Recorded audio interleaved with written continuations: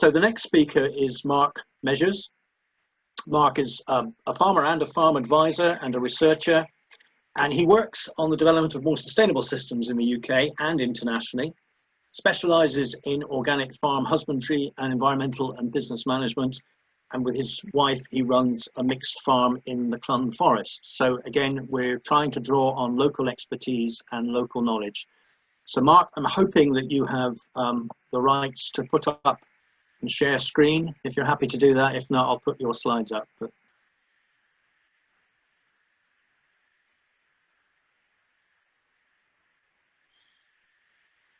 Mark there.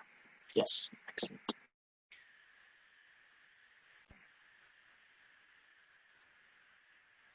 So, are you able to hear me?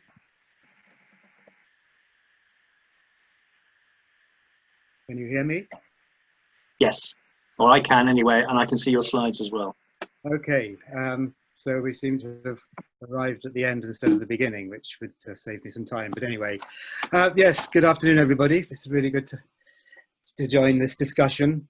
I'm going to draw on my work with the Organic Research Centre, where we've been developing more sustainable farming systems, and also my work advising clients, which range from 5-hectare organic growing operations to 1,500 hectares in Lincolnshire, and I'm a director of a 3,000 hectare estancia in Argentina, so it's a very broad experience.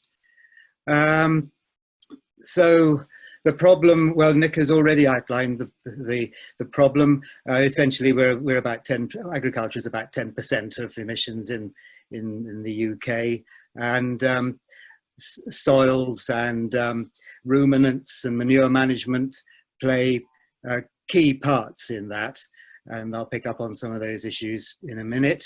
And of course, we're dealing with not only carbon dioxide but methane, which is 30 times more polluting than CO2, and nitrous oxide, which is 300 times more.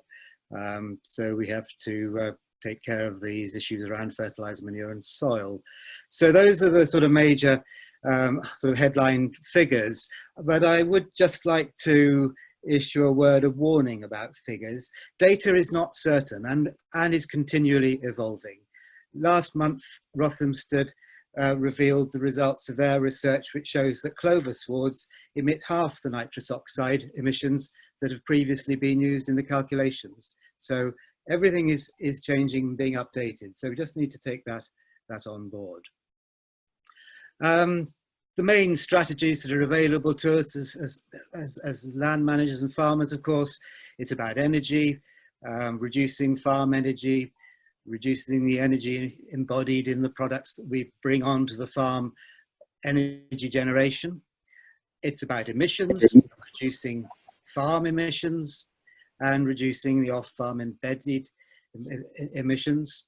And as has been identified, it's about carbon sequestration, the storage of carbon, whether that's in the soil or green material or trees or whatever.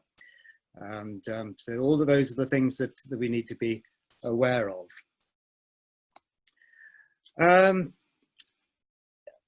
One finds a lot written about technological solutions, and you know, the Farmers Weekly this week has got a great article on technological solutions in for beef production, and I think we just need to be sort of think about the different processes that there are available to help farms identify where the vulnerable areas are through benchmarking and greenhouse gas monitoring.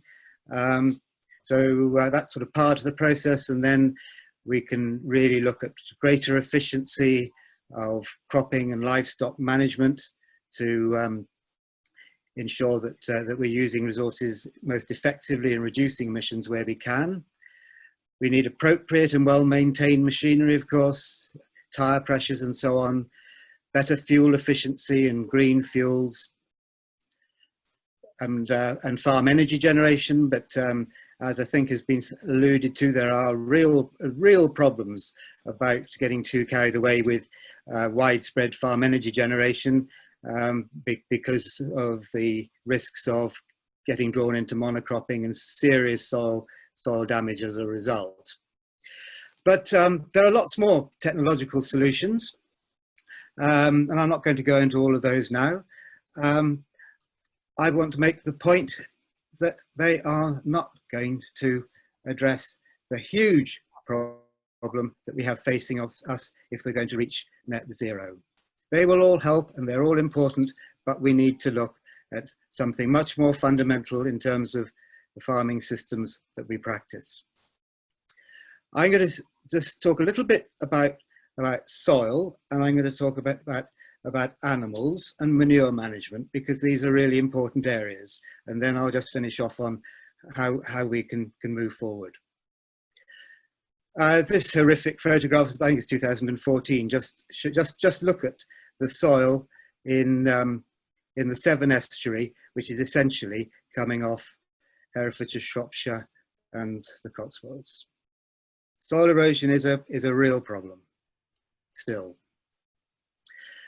Soil health. Well, these are the main strategies that we need to start introducing to improve soil health. We want to minimize and preferably eliminate all nitrogen fertilizers because of the embodied energy that's involved and in their manufacture, and because of the effect that they have on soils and soil life and on emissions. And we need a much stronger focus on supplying nitrogen with legumes, whether that's crops or green manures or clover lays or whatever. We do need to understand our soils better, analyze them. We need to take notice of what inputs are used, and we need to use much more appropriate inputs where there are real shortfalls in fertility that need to be addressed. We do need to ensure that our rotations in the arable cropping areas have got adequate fertility building lays and green manures in their crop rotations. This is beginning to happen now, even in the eastern counties, because they run into such serious problems with soil structure deterioration and declining yields. So there are forces, but they're still not widespread. We need to reduce cultivations. I don't accept the premise that we should eliminate the plough, but reduce cultivation certainly is appropriate in some situations, provided we can do it without increasing herbicide use. In fact, we need to minimize and preferably eliminate all pesticides. I think there's no reason why we should be having to eat food grown with pesticides, and the damage it does to the wider environment and to the soil life is immense. Manure undoubtedly enhances soil life. We need to maintain and, if possible, increase soil organic matter levels, but don't accept all the wisdom that you'll hear about the potential to increase soil organic matter levels. It will not go on increasing indefinitely.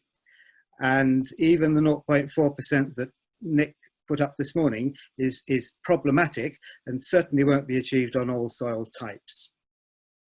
Trees and shelter, absolutely important.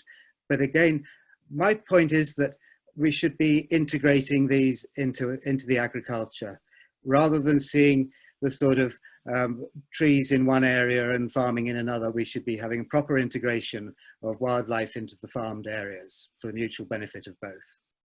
We need to improve soil biological activity because all of these things will undoubtedly enhance soil health. Manure management, this really is about recycling nutrients, both off-farm and on-farm.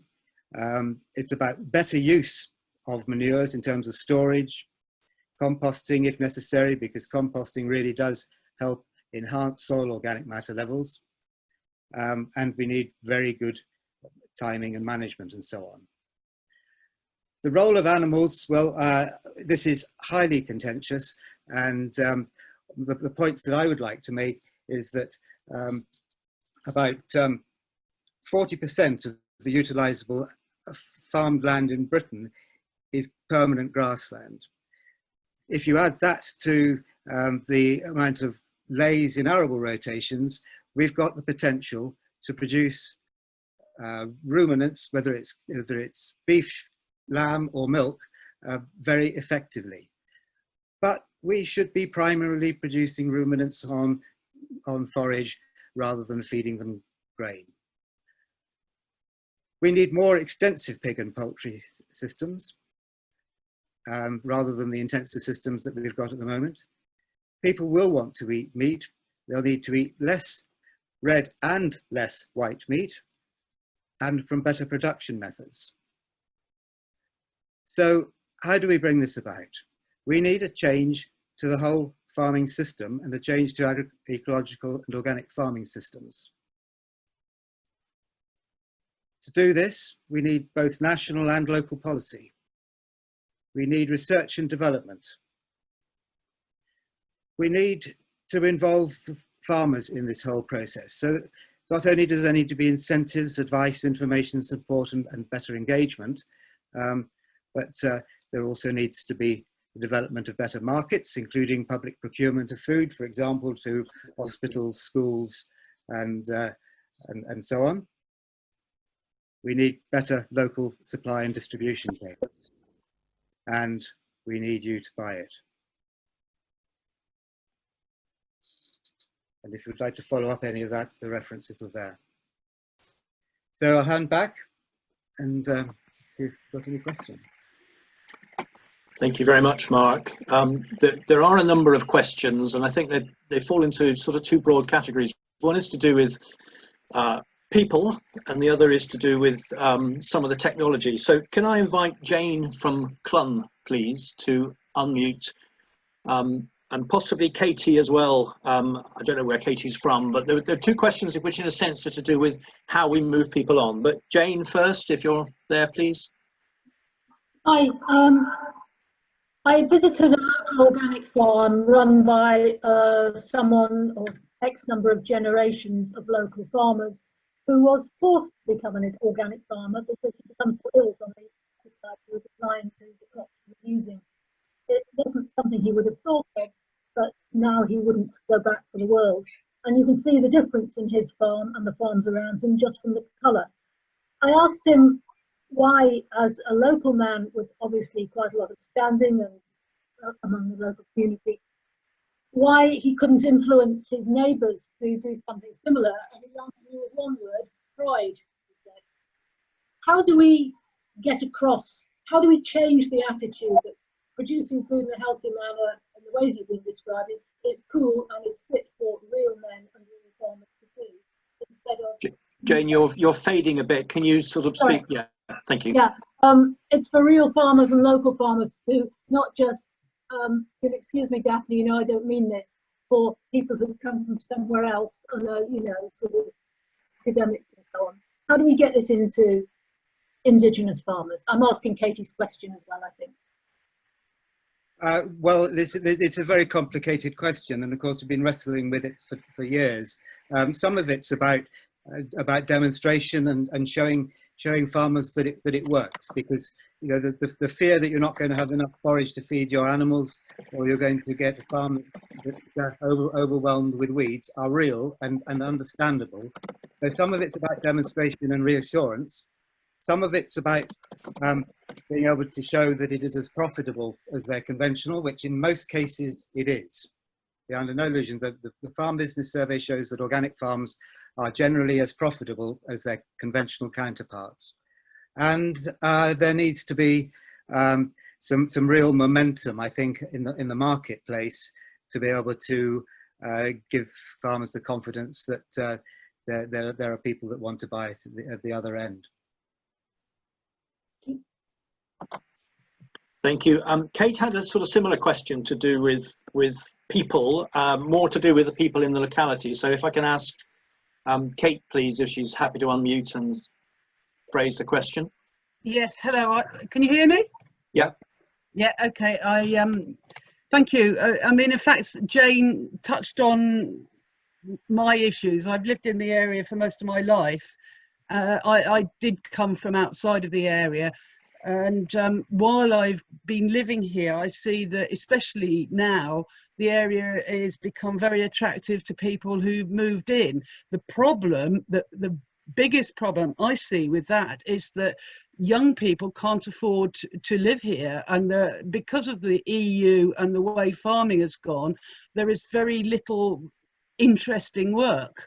And the older people, I mean, for example, in my local town, the newest shop is a care home shop, a care provider. So what do you call, where young people go out and look after older people in their homes. I'm sorry, I've forgotten the name.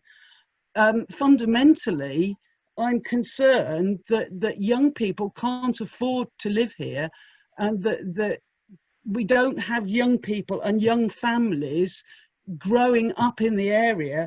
I mean, I know that sounds a bit of a long way around, but if we did have young people going into the schools that have been closed, we could then have young people learning more about the food rather than just eating crisps and cooking, and that would bring us in a full circle back to the way the land is used.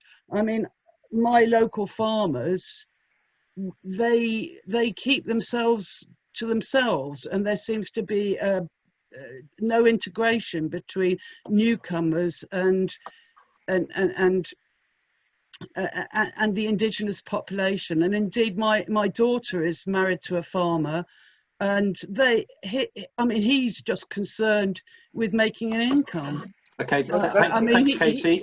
Any sort of comment, Mark? I mean, Yeah, this is not unique to Shropshire, is it? It's, yeah, but let me be more optimistic about this. My wife, Joy, runs the Land Life Livelihoods group in the Clun Valley, and actually there is a lot of engagement between farmers and non-farmers and newcomers and existing people.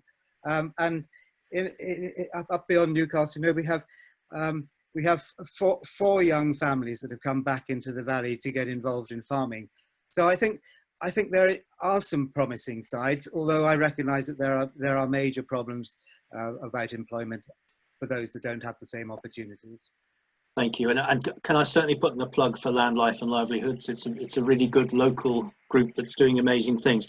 Final question for this session, which is more of a technical question, and that's from Dougal Pearce. Dougal, would you please unmute? And it was your first question about biochar, if that's okay. Yep, sure. You hearing me? Yes, thank you. Yeah. The Royal Society did a very interesting document on greenhouse gas removal, which included the processes of using biochars and enhanced terrestrial weathering. Are these being applied nationally or locally to any effect? And if they're not, how do we encourage their use? Well, the efficacy of biochar is still not well established. There appear to be real advantages when you're in smaller scale growing and for plant propagation in terms of nutrient retention and availability. What's less clear is whether or not there are any advantages in sort of field scale use and application of biochar. So for me, it's not something I would be recommending to my clients, but it's certainly a technique which may have some merit, and it's just one of these things why we do need better research and development in this whole area around agroecological and organic farming.